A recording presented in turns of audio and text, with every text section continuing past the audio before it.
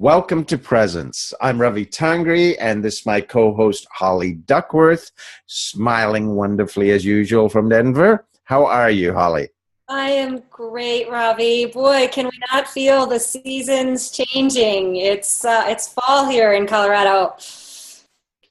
Well, Great. actually, it's been warm and muggy here. We've got a tropical storm that's coming up, so we've actually had probably the muggiest and warmest almost of the summer, and it's hitting in September. So today's show, just to let you guys know, we are going to delve into what happens when Murphy's Law takes over your life, when nothing goes according to plan. Holly was just mentioning that I think Mercury is retrograde right now, so that sort of stuff happening. Or sometimes, it can just feel, life is not fair. And how do you keep going when nothing's working? So that's what we're going to delve into here. Just a reminder to you, you can subscribe to this show on iTunes. The podcast, just search for Presence or Holly or me. You'll be able to find it very easily. It'll be available as podcast. It's also on our Facebook pages. We will be posting it within half an hour of finishing the show, and also on YouTube. You can search me up and find it there. And also we're working on getting a webpage together for the show. So lots of ways that you can reach out to us. Really appreciate those of you who are out sharing this with your friends. That's how we get the word out, because like-valued people tend to hang out with each other. So we need your help in terms of getting this out. If you appreciate this, if you value this, then likely your friends are going to too. So Holly, want to dive into what we're working on today? So the show today, Murphy's Law, anything that can go wrong will go wrong. We're kind of adapting that from the book. As listeners know, this month we're featuring a book called The 5 Things We Cannot Change and the Happiness We Find by Embracing Them. And isn't it funny, on those days of Murphy's Law, it's like one thing bad happens and then you might be able to blow that one off. But then the second bad thing happens. And by the third, then you've gotten yourself into this downward spiral. And for this particular show, we're going to feature the 2 things that David Rica talks about. Things don't always go according to plan, and life is not always fair. So I had the opportunity to talk to David this week, and I want to invite listeners to hear that show. It's also on the iTunes feed. We're going to save that as kind of a special bonus show, so make sure that you watch that. But he talks in the book about to grow into adulthood means that we must accept the givens of life, accept those givens as they are.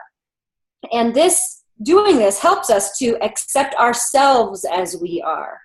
Being an adult means living with life's conditions and in an allowing way. I keep joking, and maybe it's not a joke, that I'm going to write a book called Human Plus Being, How to Be Spiritual in a Doing Sort of World. And I think that's the call to the acceptance of Murphy's Law. When stuff happens, it happens exactly perfect, exactly the way it's supposed to be, even when we judge it as imperfect. I got a great laugh as we were preparing for the show yesterday. One of my girlfriends was dropping her daughter off to school, and she got home and she posted on Facebook, yep, it was one of those kind of days. She pulled into the driveway, and of course somebody was blocking the driveway, so she tried to get around the car. Well, in trying to get around the car, she started turning up the radio, and of course her daughter at this point is now, the car stopped, she's opened the back door, the radio is blaring out of the car, and as she's trying to figure out how to turn down the radio on the steering wheel, she realizes she's nonstop honking the horn at the same time.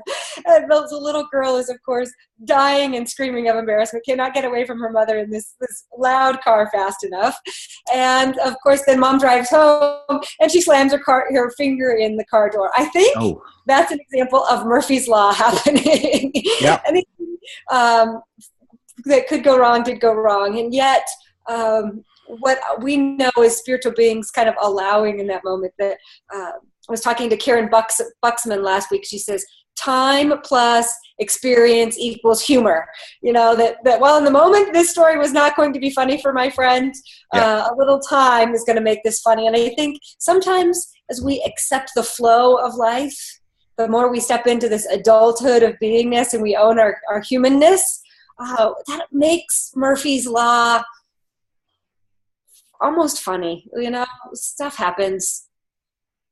Yeah, and the thing is, when we say it's wrong, it's based on what we think should happen, right? And I like I always go back to the old joke that, if you want to give God a good laugh, tell him your plans. If you want to give the universe a good laugh, let them know all you're planning, because the universe takes you not necessarily where we want to, but often where you need. Now, for me, the metaphor I come to is there's a lot of not good stuff in the world, right? And a lot of people have some challenging situations that they've been in or that they are in.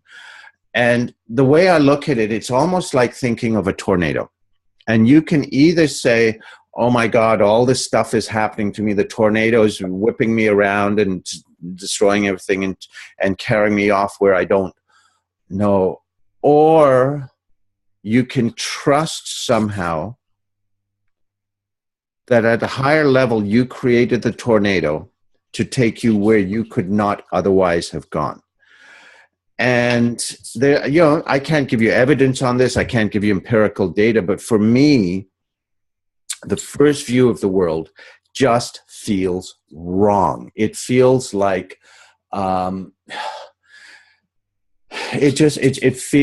it's like being a victim and you're helpless. Whereas the second, you're trusting that somewhere you are connected to whatever this higher wisdom of the universe is, and you are creating circumstances that are helping you grow to where you otherwise couldn't have. Like for me, I was born in a country that very quickly went from paradise to being taken over by the military, going to a terrorist regime, and it was really hard to get out. Now I could say, "Oh, that's all bad," this, etc., etc., and I did. I mean, it's taken me a lot of time to work through stuff from that technical term, but I wouldn't be who I am today. I wouldn't be doing what I am today if I had not gone through that. I might have been living a very nice life, but I would not have the essence of who I am.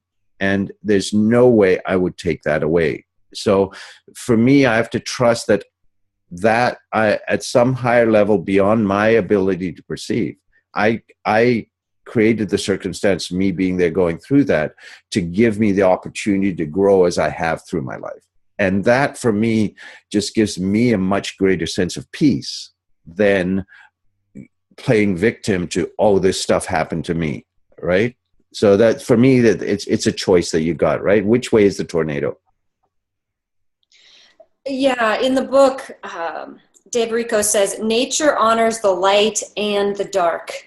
And if we as human beings are one with nature, one with all creation, then I think it's a call for us in these times of Murphy's Law to honor both the light and the dark. We're so great about celebrating when we get awards and we get goodness that happens in our lives. And yet, as you said, without these dark times to celebrate, we don't have that contrast of the light and the dark, or the good and the bad, or the what we perceive as good or bad. That it really all of the all is we're dealing with energy and information, right? And whatever human construct we slap on those experiences.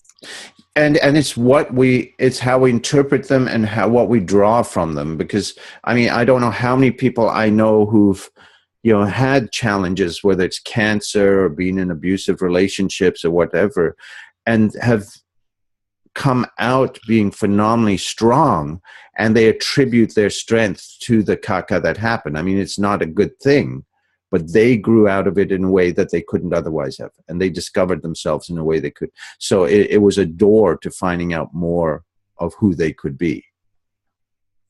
How many times in life does a door close? An opportunity, a job, something in your life closes, and you're so busy hitting your head against the door that you don't realize this whole window of opportunities has opened up to you.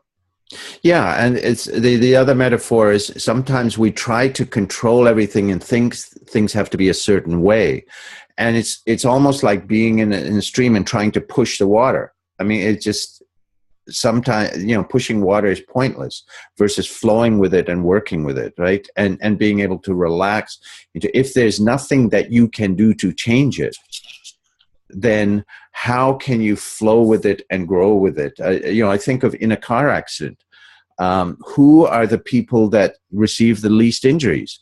It's not the people who are fully conscious and alert. It's the people who are asleep or who are passed out drunk, that they're total, their bodies are just flopping around. They're not tensing up, trying to control what happens. They often come out without injuries. Whereas the people that are conscious know what's happening. They get the whiplash, all that sort of stuff that's happening because we're trying to control what we can't. Once you're in that, there is no control, right? Yeah, I really connect to that line. Flow with it and grow with it. I think we've got to make a meme of that for you. Flow with it and grow with it. Because we certainly talk about how we find healing when we take our walks to the river or the water, or in your case, the ocean. Darn, Denver and that landlocked state thing. I have a little talk I've been doing, as you know, life lessons learned in vanity license plates. And I was driving around the other day and I saw a license plate and it was live to learn. And as I sat with that concept, that spirit message, as I call it, I really had to think about how in society we're conditioned that we must learn everything and then live it. So, go study everything about hiking the Himalayas and then go do it, rather than maybe doing a light reading, having some general ideas, bringing in some guides to support you, and then stepping into the surrender of this experience, trek through the Himalayas. That, again, that whole God plan life thing, I think Murphy's Law is about, okay, you made a plan, and Spirit's laughing at you because Spirit wants us to evolve. In the book here on page 25, it says, evolution is nature's plan, but it's not quite knowable. In my own meditation practice this morning, it was coming in that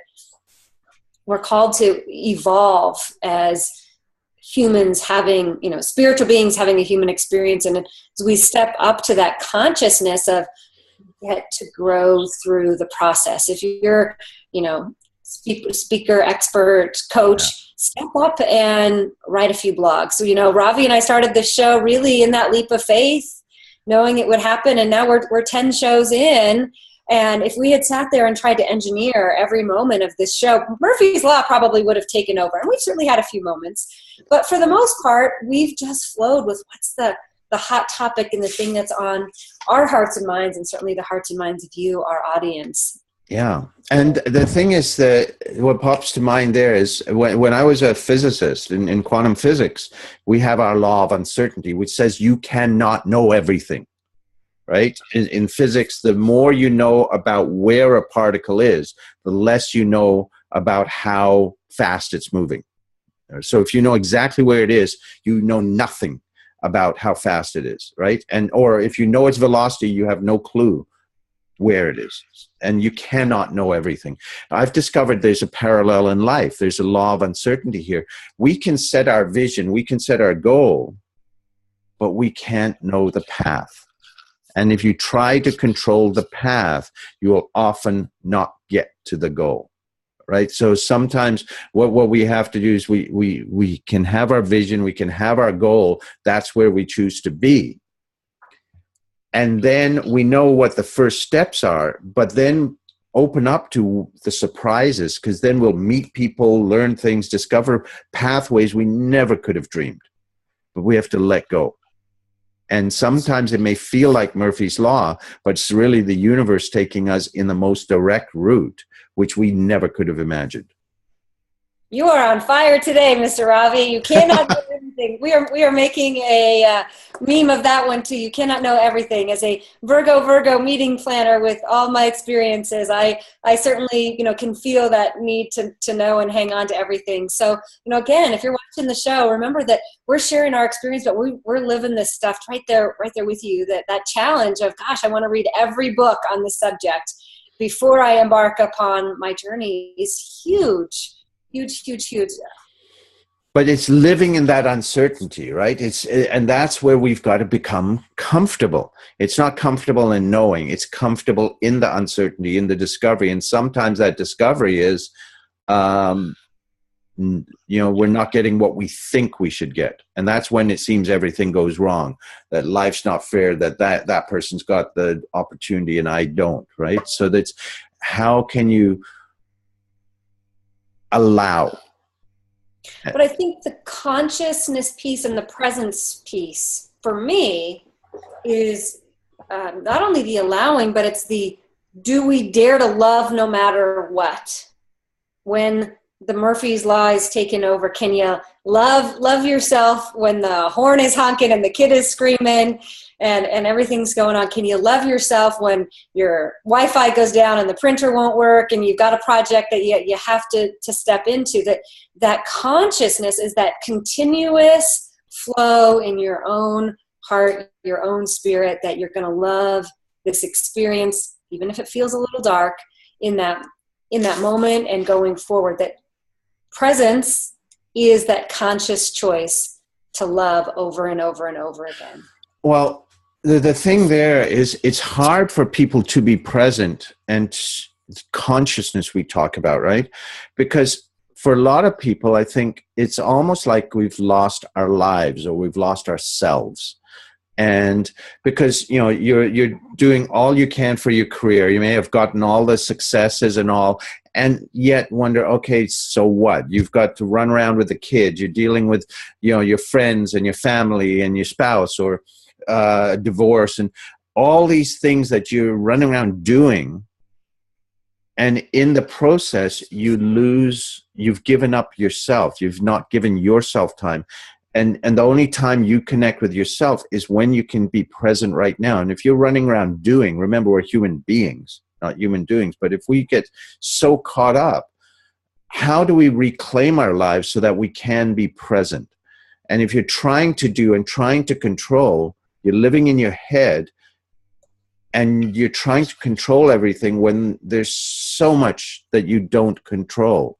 How can we step back to be present, to be conscious? Because really what we're being is unconscious when you're trying to do all that. How can you reclaim your life, reclaim yourself, so that you can be here, be present, and say, what's going on here? What's the universe offering me?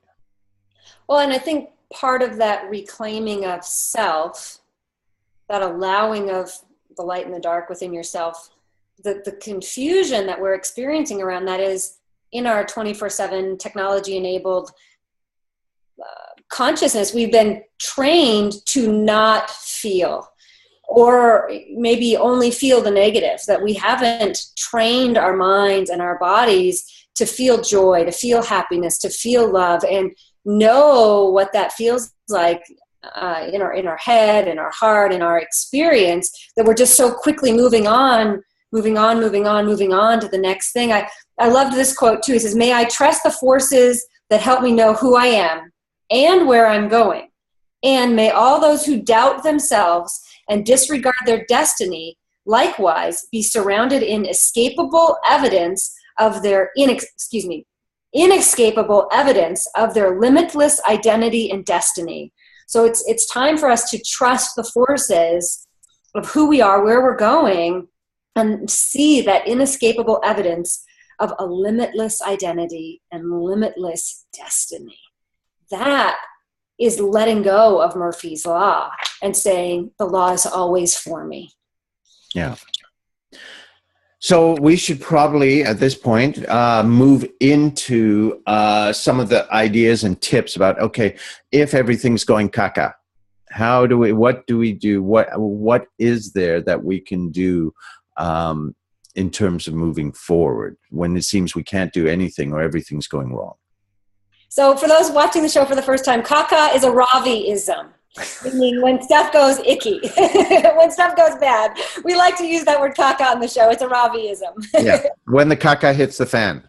Yeah. So the first tip as we were exploring this concept the other day was to check your beliefs. What are you believing about any given situation? And take a second to actually step out of the situation and ask yourself that question. When I was debriefing with my friend in the car and the radio and the whole stuff, we were chatting about it. I said, girlfriend, what were you believing about the situation? And she's like, well, I was believing that Murphy was taken over and my life sucked, or my life was caca. And I said, wait a minute, that's a human construct, a belief, be alive, creating the being of life.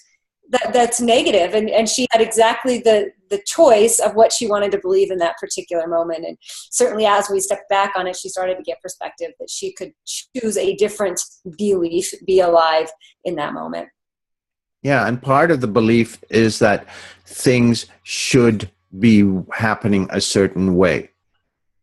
And that's a tough one for people to let go, because we live in this delusion that we're in control of our lives, which is, the craziest bit of malarkey you could imagine. And even in a leadership role, you do not control your people. We'd like to delude ourselves that we do. You can you can enforce them to do some basic things if they're working for you. But who is it? Kinslaw in his book, Coaching for Commitment, said you can force people to do satisfactory work, but the only way for them to do consistently exceptional work is for them to want to.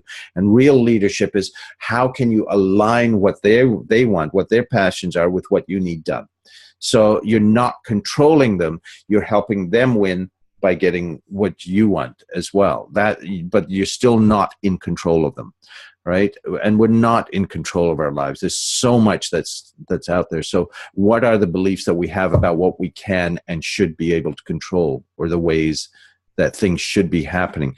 To really think about that, think through, what are the underlying assumptions that you're making?